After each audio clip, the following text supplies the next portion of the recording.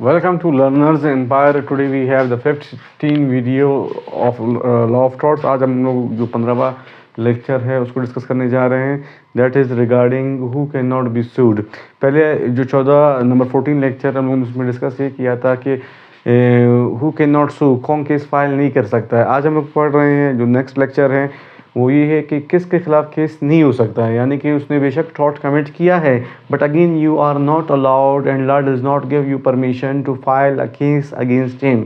So law of torts में ऐसे कौन से एक्सेप्शंस है जहाँ पे आप उसके खिलाफ केस फाइल नहीं कर सकते हो. That we will cover in today's video.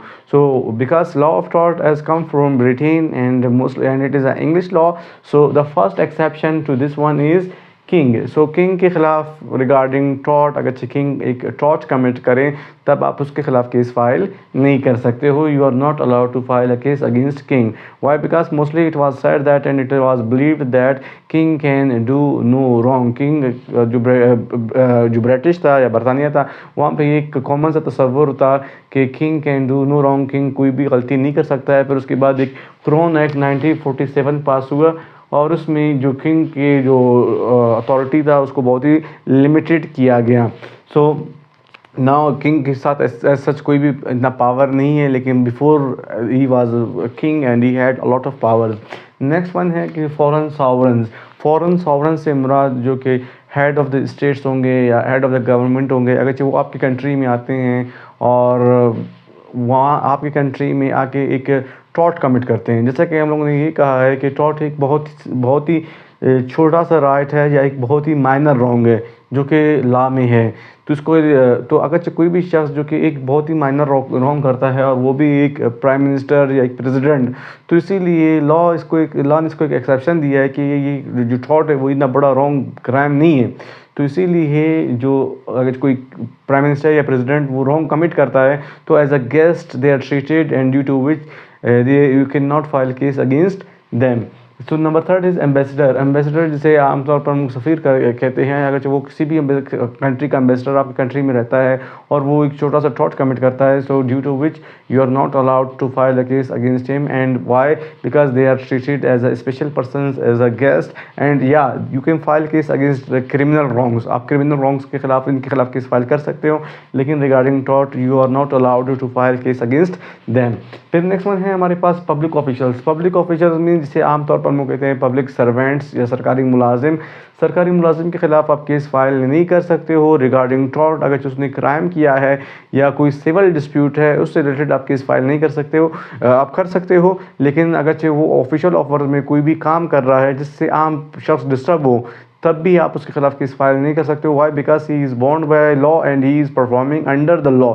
जब कभी वो अंडर द लॉ काम कर रहा हो तब बेशक कोई भी शख्स, सपोज हो कि एक पब्लिक ऑफिशियल है जिसे ये अथोराइजेशन मिला कि वो एक नाकाबंदी करे, एक पुलिस ऑफिसर है उसे लॉ ने इजाज़त दी है कि किसी जगह पे स्टॉप हो जाए और लोगों का गाड़ियों का चेकिंग करे. तो इसमें एक आम सा शख्स जाता है और कहता है कि बिकॉज ऑफ इस एक्ट मुझे डिस्टर्बेंस हो रहा है, मेरा टाइम ज़ाया हो रहा है, या इसकी एक्ट की वजह से रोड बंद हो रहे हैं, शोर शराबा हो रहा है या न्यूसेंस हो रहा है, तो इस पुलिस ऑफिसर को हटाया जाए, इसके अमल की वजह से मैं डिस्टर्ब हो रहा हूँ, तो मैं इसके खिलाफ केस फाइल करूँगा. ऐसी सूरत में आप पुलिस ऑफिसर के खिलाफ केस फाइल नहीं कर सकते हो. Why? Because he is under the law and he is performing according to the law. तो उस सूरत में आप उसके खिलाफ केस फाइल नहीं कर सकते हो रिगार्डिंग टॉर्ट. लेकिन अदर देन टॉर्ट अगर हम लोग डिस्कस करें, कुछ एक्सेप्शंस हैं. उस एक्सेप्शंस की सूरत में अगर उसने ये हरकत की तब आप उसके खिलाफ केस फाइल कर सकते हो. नंबर 1 है कि कोई भी पुलिस ऑफिसर प्राइवेट कैपेसिटी में, मीन्स जहाँ पे उसको गवर्नमेंट ने ऑथोराइज नहीं किया है, वो अपने आप की तरफ से, अपने ही अमल की तरफ से एक एक्ट कर रहा है, तब आप उसके खिलाफ केस फाइल कर सकते हो. नंबर 2 है रॉन्गफुल डिटेंशन. एक पुलिस ऑफिसर है विदाउट एनी रीज़न एक शख्स को पकड़ा है और उसको जेल किया है, तब आप उसके खिलाफ केस फाइल कर सकते हो. या कोई भी एक ऐसा कमिश्नर है उसने किसी शख्स को कैद किया है, तब आप उसके खिलाफ केस फाइल कर सकते हो. एंड नंबर 3 भी है public officers not liable accountable for their servant. और इसमें या लास्ट ये है कि अगर कोई भी पब्लिक ऑफिसर है वो अपने सर्वेंट के लायबल नहीं है। अगर सपोज हो कि एक पुलिस ऑफिसर है और एक हवलदार है, हवलदार ने एक एक्ट किया है, तब आप एसएचओ के खिलाफ केस फाइल नहीं करोगे। तो ये भी इसका एक्सेप्शन है कि आप एक शख्स को दूसरे के लिए लायबल नहीं ठहराओगे, कि आप ये नहीं कहोगे कि सपोज हो कि हवलदार और एसएचओ दोनों, तो मैं दोनों के खिलाफ केस फाइल करूंगा। इसमें सिर्फ आप हवलदार के खिलाफ केस फाइल करोगे, ना कि एसएचओ के खिलाफ। Then next one we have number 5, that is infants. Infants means जो कि बच्चे होते हैं या they are not mentally matured person, so according or they are, we call them lunatics, so उनके खिलाफ आप केस, एक बच्चे भी इसमें शामिल है और इन्फेंट, और दूसरा जो पागल शख्स है, इसका मैंने यहाँ पे नहीं लिखा है, नंबर 7 ये भी हो सकता है जो लुनेटिक्स है, unsound mind,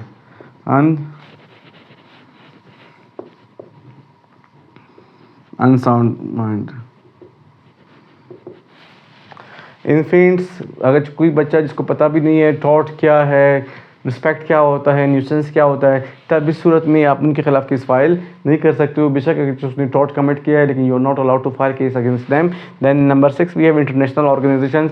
now if international organisation suppose okay IMF, world bank, UNO, if they are committing a tort, so you are not allowed to file case against them. Why? Because their purpose is to provide humans, to support humans. जो international organisations का सबसे बड़ा purpose यही है कि humans को support करते हैं regarding health, regarding education, regarding finance.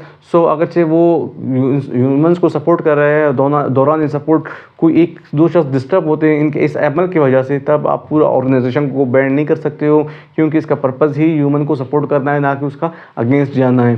Then the last one we have unsound mind. Unsound mind means कोई पागल शख्स है जिसको पता भी नहीं है कि लॉ क्या होता है, टॉट क्या होता है, क्राइम क्या होता है। उसके खिलाफ अगर उसने आपसे मिसबिहेव भी किया है, उसने टॉट कमिट किया है, लेकिन you are not allowed to file case against him because mentally he is not secured. So stay tuned, be happy and hope you are enjoying my lectures. Goodbye.